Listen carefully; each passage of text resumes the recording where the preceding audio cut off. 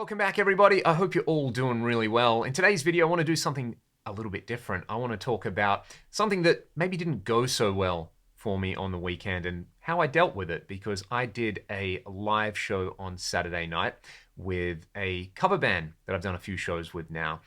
The event was a fundraiser for members of the sound and lighting industry here in Perth who have been out of work recently. It was a great night, essentially driven by a few people in cover bands here. So they got a bunch of cover bands together. Everybody went out and played a set. Everybody kind of got to see one another's shows, which never happens when everybody's working.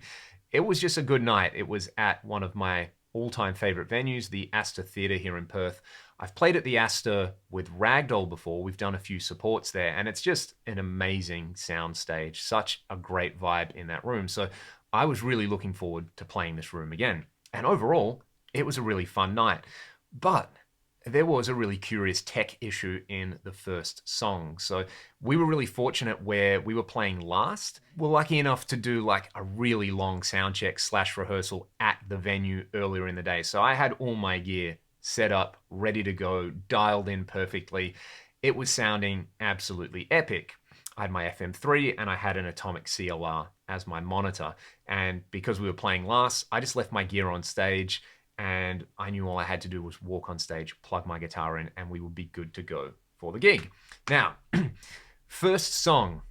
How's this for a starter for a cover band set? Bohemian Rhapsody, the band that I was playing with, Wax, have two lead singers, a keyboard player, a drummer, and a bass player, and I'm just the hack who stands there and plays some guitar parts. So starting with a song like Bo Rap is kind of daunting, but it's also incredibly fun because you never see cover bands pull this song off, and all the other players in Wax are amazing, just amazing singers. It works, it's fantastic, it's so much fun.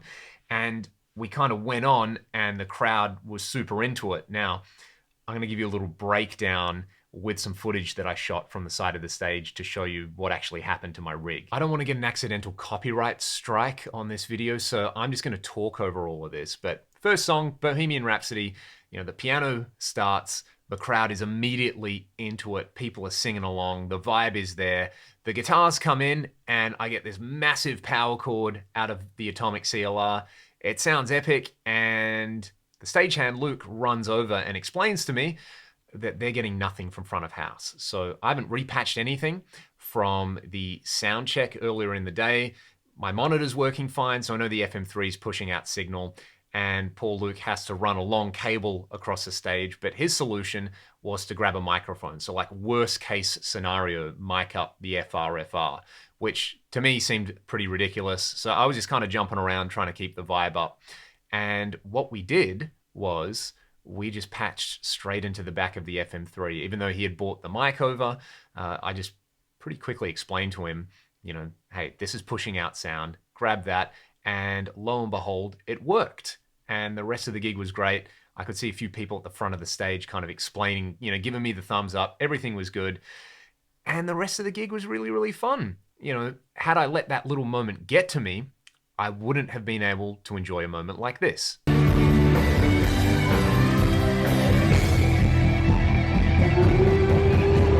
What's the moral of the story here? It's not really a moral of the story. It's just that when I started gigging, probably 10, 11, 12 years ago, a moment like that would have bummed me out so much. It would have ruined the gig for me. I would have let it get to me. The fact that, only some of the audience could hear my guitar during the first song. Only the first song. The rest of the gig was totally A-okay and got lots of great feedback. People loved it. It was a great night. Just live music is a wonderful thing. But like I said, when I started gigging, that would have bothered me so much. I would have totally catastrophized the situation, that my guitar not being through front of house for the entire gig ruined the entire night for everybody and everything was in vain. And one thing that playing live has taught me is that things just go wrong.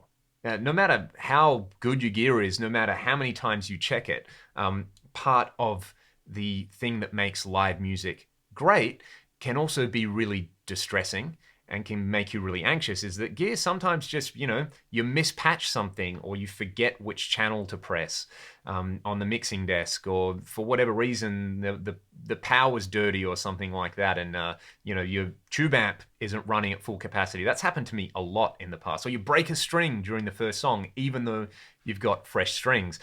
And honestly, the only thing I found that kind of lets me deal with that is just to keep on smiling and to kind of laugh about it, because chances are it's going to happen once. If it happens like 2, 3 times in a row, then that means I have to actually go in and fix something in my rig. But that's probably not a situation that's ever going to repeat itself again, where cable gets patched and then at front of house they just mispatch it somewhere, and whatever happens.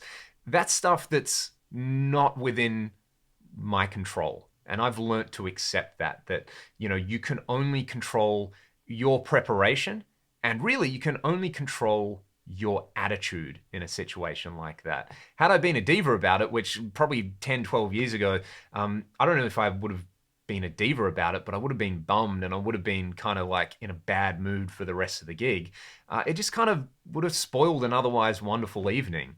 Just, kind of stay calm and carry on with the gig, and don't be a dick, because there's more guitar solos in the other songs in the set. And a situation like this, it is way more about the crowd enjoying themselves and letting loose and forgetting about all the other stuff that's happening in the world at the moment, and just kind of being in the moment. So yeah, that's a thing that happened to me, and that's kind of my attitude to things that happen. There's been several other situations like this that have happened either within my control or outside of my control. My favorite is, when you walk out and the intro music's playing and you're all hyped up and you turn your tuner on, you check your tuning one last time, and you forget to turn the tuner off, and then the drummer counts the song in, and the whole band comes in and you're strumming nothing, and you're looking at the sound tech giving them the evils, and you realize, my tuner's on. I'm an idiot. So yeah, I hope there's some kind of positive message or something you can all take out of this. It happens to the best of us and it happens to the worst of us.